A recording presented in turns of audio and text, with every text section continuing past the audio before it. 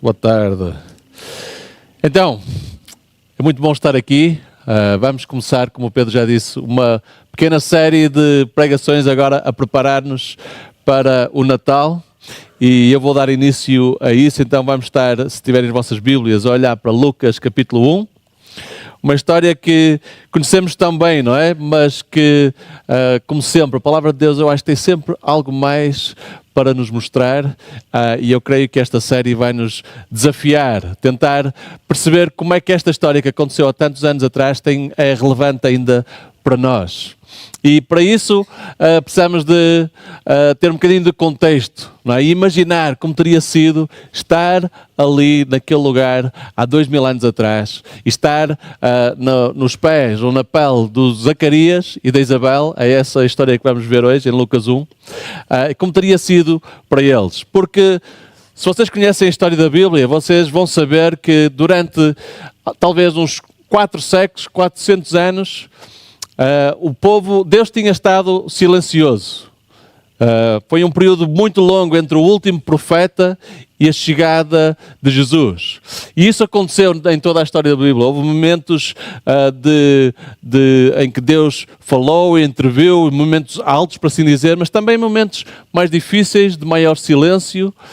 E no meio dessas alturas havia sempre a Bíblia descreve um remanescente. Um pequeno grupo de pessoas que, nas dificuldades, e apesar de todo o resto da sociedade à volta estar já como que desligado ou esquecido, um grupo de pessoas que permaneceu fiel a Deus.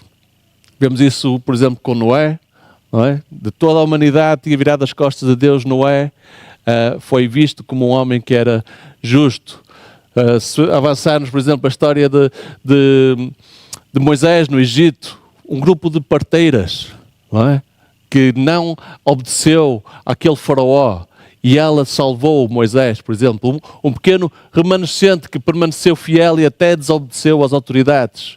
Elias, outra história famosa, e depois ele nem sabia, mas havia mais 7.000 que não tinham dobrado o joelho a Baal, que não tinham cedido à pressão. E aqui então vamos estar a ver histórias de pessoas que permaneceram fiéis. Faziam parte deste remanescente que ainda estava com a esperança e com os olhos postos em Deus e nas suas promessas do Velho Testamento.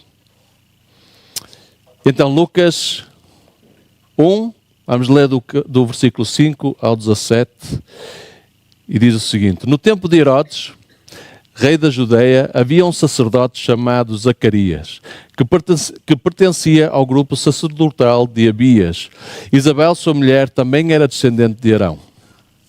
Ambos eram justos aos olhos de Deus, obedecendo de modo irrepreensível a todos os mandamentos e preceitos do Senhor. Mas eles não tinham filhos, porque Isabel era estéril, e ambos eram de idade avançada.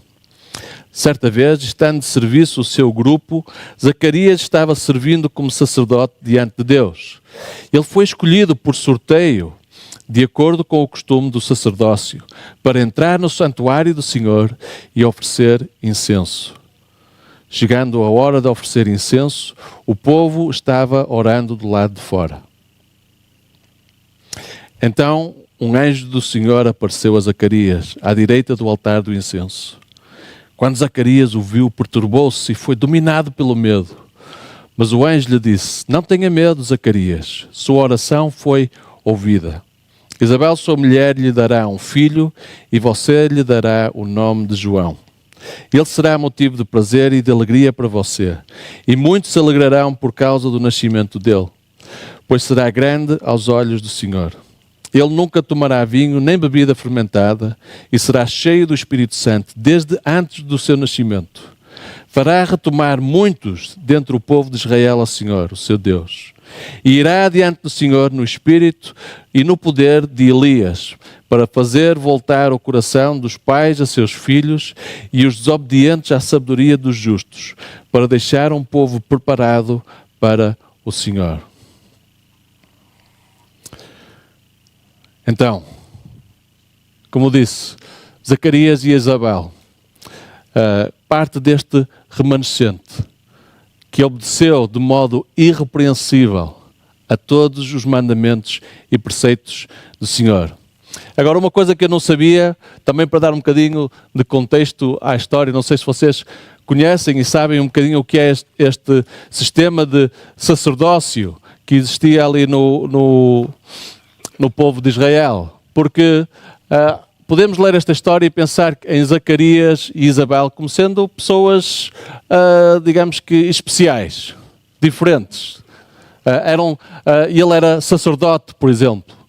Mas temos que perceber que naquela altura o sacerdócio era algo que fazia parte, que era algo que recebiam à nascença, não é?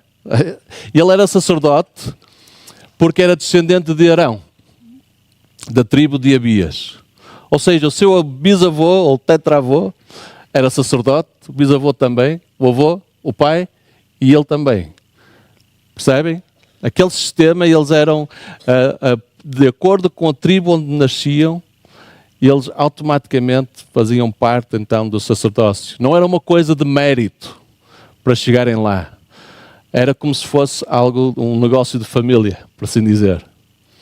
E o que acontecia é que como era algo herdado, entre aspas, é que o mais normal é que os filhos ou os netos podiam se tornar até talvez um pouco displicentes com aquilo. Mas Zacarias não. Zacarias foi fiel e irrepreensível. E nós vemos que a vida dele não foi uma vida fácil. Ele enfrentou desafios, como tu e eu enfrentamos. Em particular, este desafio de não poder ter filhos. Ele já tinha uma idadezinha, já estava na idade da reforma, e a vida dele nem sempre tinha sido fácil, mas mesmo assim, ele tinha permanecido fiel. E Deus viu algo neles que era diferente. Mantiveram-se fiéis a Deus e agarraram-se às suas promessas. E este dia que está aqui descrito, o que eu também não tinha percebido, é que este dia para o Zacarias e para a Isabel foi o maior dia da vida deles. Porque aquele grupo, a tribo, digamos assim, de Arão, aquele grupo de sacerdotes, eles eram divididos em setores. E havia 26 setores diferentes, e cada setor tinha o privilégio de 2 vezes por ano fazer este serviço, que era entrar no lugar santo para oferecer incenso como forma de preparar, trazer as orações do povo a Deus para preparar depois o que ia ser o sacrifício que ia acontecer a seguir. Então, 2 vezes por ano, a tribo dele estava em serviço, e 2 vezes por dia, durante essa semana, um sacerdote era eleito para entrar e acender o incenso, ok? E isto só acontecia, e era por sortes, era a sorte que eles tiravam naquele mesmo dia, quem é que ia entrar. E isto só acontecia uma vez na vida de cada um dos sacerdotes, ok? Então, se pensarmos na vida de Zacarias, quantas vezes é que ele já teria descido até Jerusalém com a sua tribo, com o seu setor? Dezenas, talvez centenas de vezes, para ir servir. E quantas vezes é que ele tinha estado presente naquele sorteio, na esperança, na expectativa que o seu nome fosse aquele que era tirado? Eram cerca de 800 a 1000 sacerdotes em cada semana, ok? A maior parte deles, na vida inteira, nunca chegaram a entrar. Por isso é que só e só uma vez, é que tinha esse privilégio de entrar e acender o incenso. Trazer as orações do povo. Então Zacarias, imaginem, quando sai o nome dele, naquela manhã, e ele e a sua esposa, Isabel, que privilégio. Hoje eu tenho o privilégio de entrar. Eu ia trazer um pãozinho de incenso, porque era simbólico, vocês sabem, conhecem, não é? Quando acendemos o incenso, há um fumo que é visível, E isso simbolizava, o sacerdote trazia as orações do povo a Deus, e o fumo era como que as orações a serem levadas até Deus. Então era uma coisa muito visual que estava ali a acontecer. Faz lembrar um bocadinho, vocês têm dado a história de Noé, não é? Quando ele, depois do dilúvio, a primeira coisa que ele faz quando sai da arca, ele oferece um holocausto, não é? E aquele fumo, aquele aroma, é um aroma agradável a Deus. Não é? Deus alegra-se com aquilo, depois faz a aliança com ele. Então tem todo este simbolismo. Zacarias a trazer as orações do povo a Deus. Neste contexto, acontece algo que ele não estava à espera. Não é? Um anjo aparece diante dele.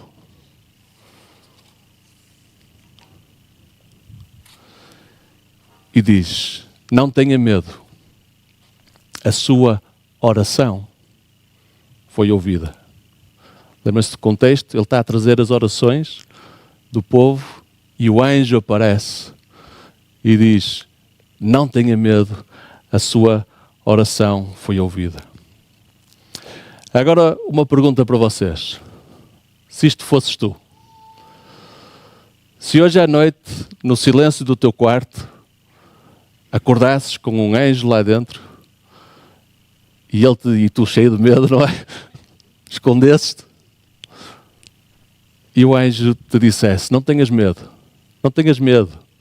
Miguel, não tenhas medo, Paula, não tenhas medo, porque a tua oração foi ouvida. O que é que tu pensarias? Qual oração? Qual delas? Qual é a tua oração? Qual tem sido a tua oração? O anjo diz-lhe: não tenha medo, Zacarias, a sua oração foi ouvida.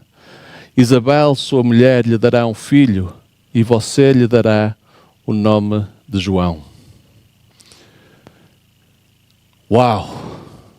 Se a história acabasse aqui, era incrível, não é? Essa oração que eu fiz há anos atrás, provavelmente durante anos. Eu acredito que Zacarias, durante anos, quando descia a Jerusalém e sabia que havia esta pequena possibilidade do seu nome sair num sorteio e ser ele o escolhido para entrar ali no lugar santo, para trazer as orações. Eu acredito que ele talvez tivesse uma réstia de esperança, que ele pudesse trazer a sua oração de pedir um filho a Deus. Mas a história diz-nos que ele já há muitos anos tinha perdido essa esperança. Ele era velho, Isabel também, já tinham passado a idade de ter filhos, e com o passar dos anos, com certeza, tinha-se conformado com essa realidade. Mas mesmo assim, ele permaneceu fiel, irrepreensível. E o que eu acho que esta história nos mostra é que Zacarias e Isabel, com certeza, a sua oração era mais do que só isso. Era mais do que apenas trazer um pedido pessoal. Algo que era o seu desejo íntimo. Eu não sei como é que ele reagiu, mas com certeza, talvez ele ficou, sabemos, surpreso com esta resposta do anjo.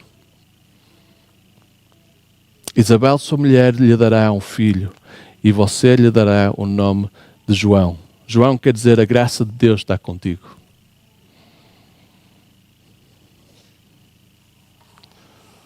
Eles faziam parte de um remanescente.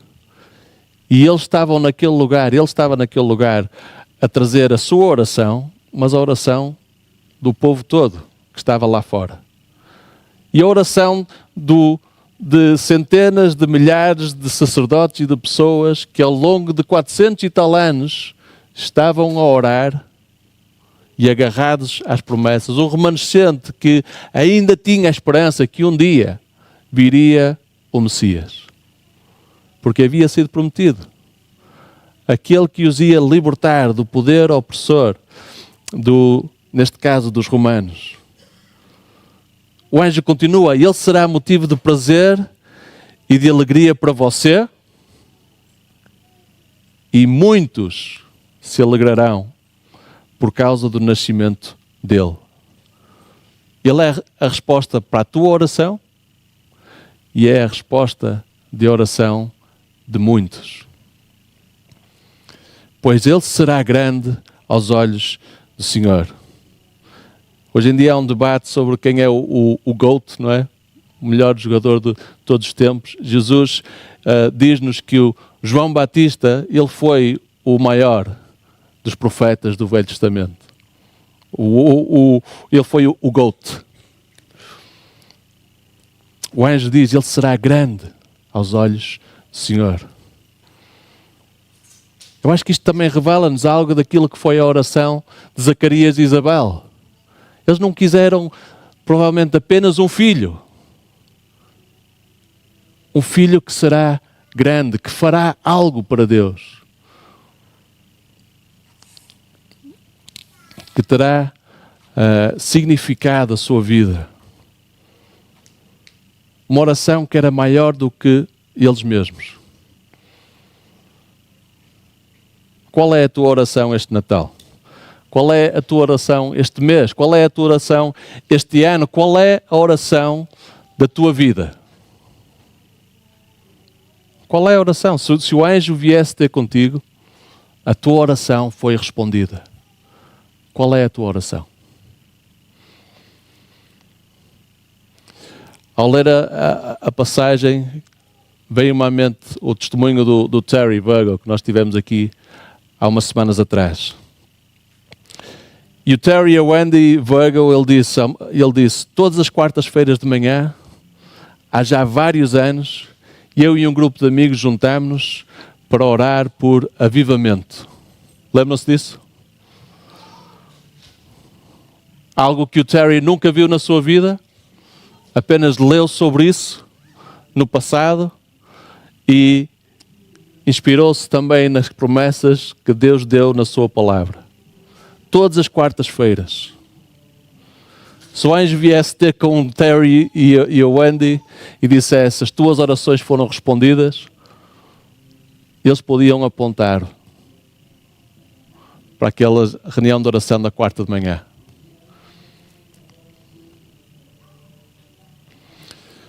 É um desafio. Eu fui desafiado por isso. Não sei se vocês são. A tua oração foi respondida. A oração de milhares de pessoas foi respondida naquele momento com o nascimento de João Batista. Então, neste Natal, e aquilo que eu quero que esta história seja para nós, é que nós possamos receber esta história como uma provocação, mas também um convite que Deus nos faz de sermos, nos dias de hoje, como Zacarias e Isabel. Um remanescente.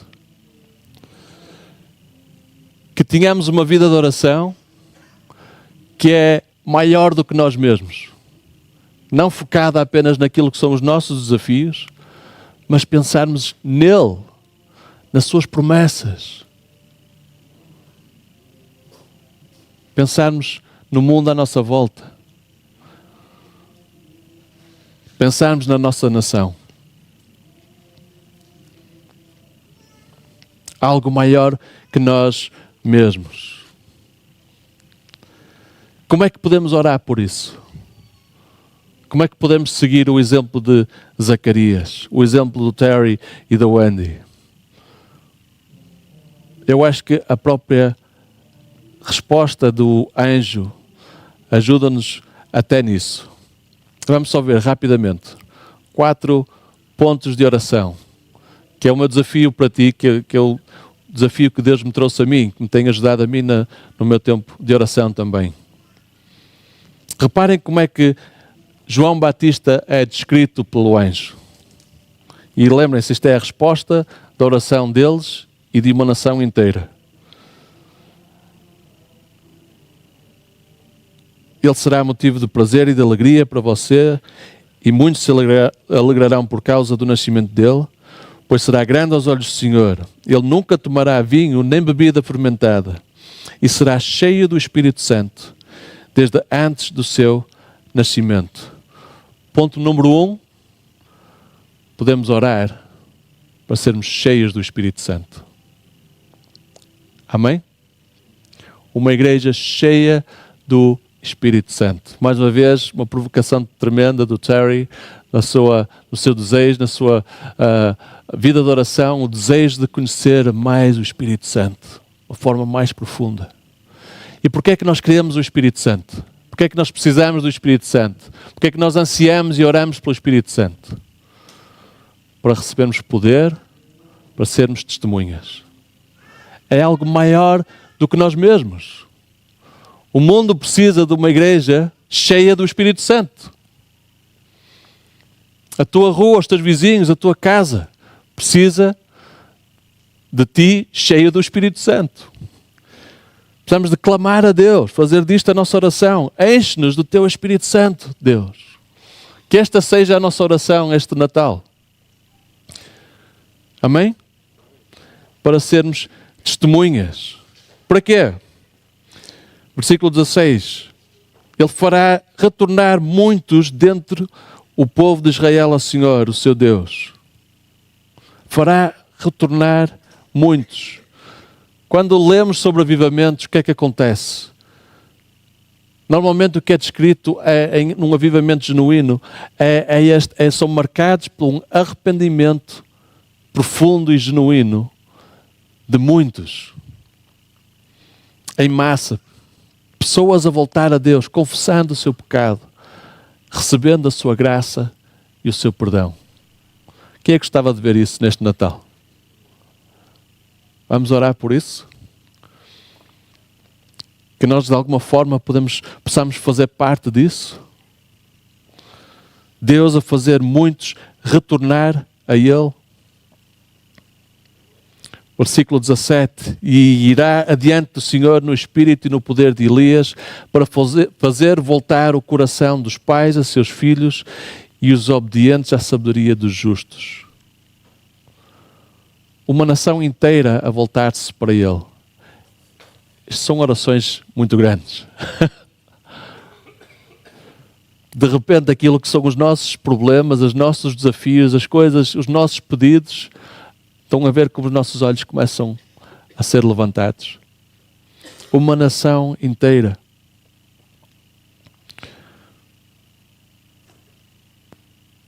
Fazer voltar o coração dos pais a seus filhos. Um avivamento genuíno restaura famílias, restaura relacionamentos. Sabem, nós vivemos, vocês sabem, uma sociedade cada vez mais polarizada. De certeza que se eu vos perguntar, todos vocês conhecem uma família quebrantada. Todos vocês conhecem um casal a passar dificuldades no seu casamento. Um filho que não se dá com o pai, ou um pai que não se dá com o filho. Precisamos de orar por esta nação. Nós somos chamados para este ministério de reconciliação. Chamados para orar pelos nossos vizinhos, chamados para orar pelos nossos amigos. E finalmente, João Batista, ele irá, versículo 17, para fazer voltar o coração dos pais a seus filhos e os desobedientes à sabedoria do justo, para deixar um povo preparado para o Senhor. Para deixar um povo preparado para o Senhor.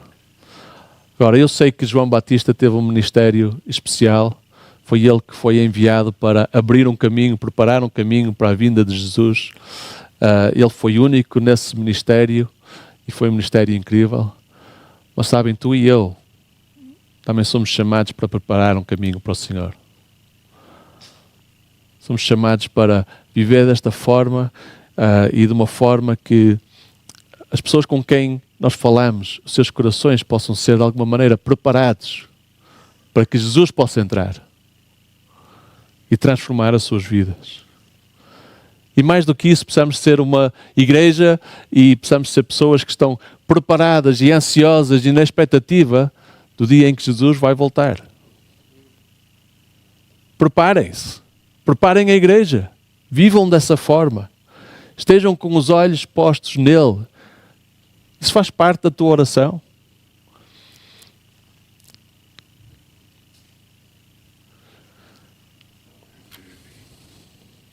Que privilégio. Que privilégio. E esse é o convite. O convite para sermos parte deste remanescente. De estarmos aqui, vivermos no século XXI, ano 2025 depois de Cristo, mas termos os olhos postos nele. Sermos fiéis e irrepreensíveis. Apesar das dificuldades, apesar dos desafios, talvez até desilusões, talvez até orações que ainda não foram respondidas. Mas perseverar pela fé. Porque sabem, Zacarias foi um sacerdote entre muitos, mas nós temos um sacerdote maior. Amém? Jesus Cristo, que é o sumo sacerdote. Jesus Cristo, que mesmo agora está diante de Deus a interceder por nós. Esta imagem dele orar por nós, como Zacarias foi e levou as suas orações. Jesus está a fazer isso mesmo agora, por nós. No lugar, na presença, no Santo dos Santos, na presença de Deus. Daqui a um bocadinho, vamos estar a celebrar a ceia. E o que é que estamos a fazer com isso? Estamos a celebrar exatamente isso. Que agora que nós estamos em Cristo, nós não precisamos de todos estes rituais como Zacarias fez. Nós podemos entrar com Ele na presença de Deus e trazer as nossas orações, sabendo que Ele nos ouve. Hebreus 10, 19, 23 diz assim: portanto, irmãos, temos plena confiança para entrar no Santo dos Santos pelo sangue de Jesus, por um novo e vivo caminho que Ele nos abriu por meio do véu, isto é, do seu corpo. Temos, pois, que é o que nós vamos celebrar daqui a um bocadinho, temos, pois, um grande sacerdote sobre a casa de Deus. Sendo assim, aproximemo-nos de Deus com um coração sincero e com plena convicção de fé, tendo os corações aspergidos para nos purificar de uma consciência culpada e tendo os nossos corpos lavados com água pura. Apeguemo-nos com firmeza à esperança que professamos, pois aquele que prometeu é fiel. Qual é a tua oração este Natal? Estás a preparar o caminho para o regresso do Rei? Isso é algo que ocupa a tua mente? Será que nós como igreja podemos nos juntar a Zacarias nesta atitude, nesta postura do nosso coração? A olhar para Deus. E clamar a Ele por esta nação. Clamar a Ele pela sua igreja. Clamar a Ele por esta transformação. Vamos fazer isso? Vou terminar em oração, depois vamos tomar a ceia. Mas vamos refletir sobre isto e pedir que Deus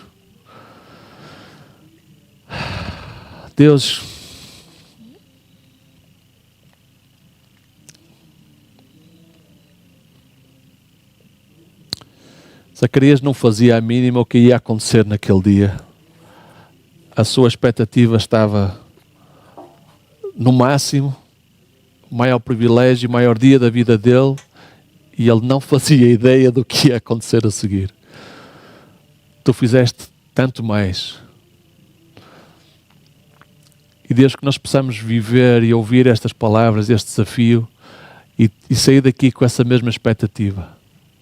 O privilégio que nós temos de pertencer, de poder trazer as nossas orações, abrir o nosso coração, saber que Tu nos ouves, que Tu nos recebes, saber que Tu és um Deus que és fiel às Tuas promessas, saber que tudo aquilo que Tu prometeste, Tu irás cumprir.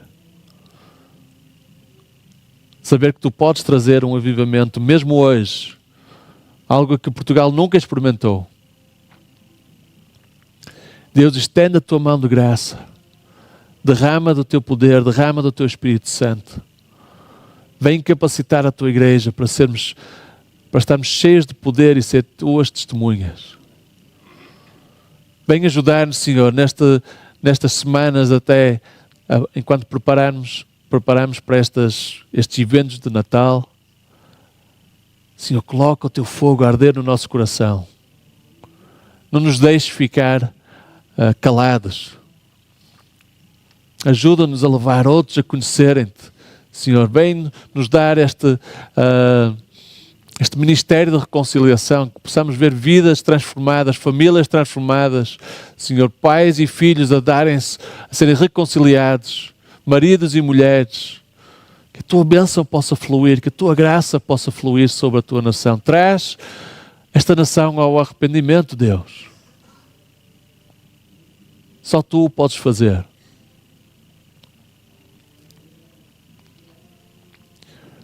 Vem, Senhor. Vem, Senhor. Obrigado pelo Teu Filho. Obrigado pela Sua morte e ressurreição.